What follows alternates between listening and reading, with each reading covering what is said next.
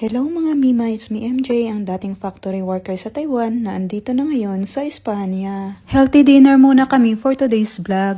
Sa El Arbol pala kami kumain. At ayan na nga, umuorder na yung kapatid ko. Syempre, nauna na naman yung drinks.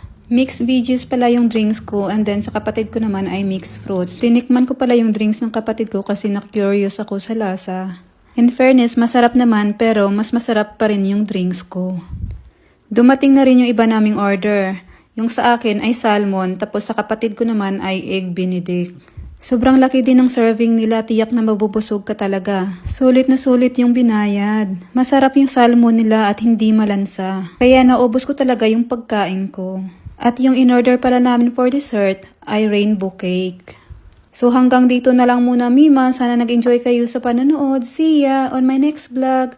Bye!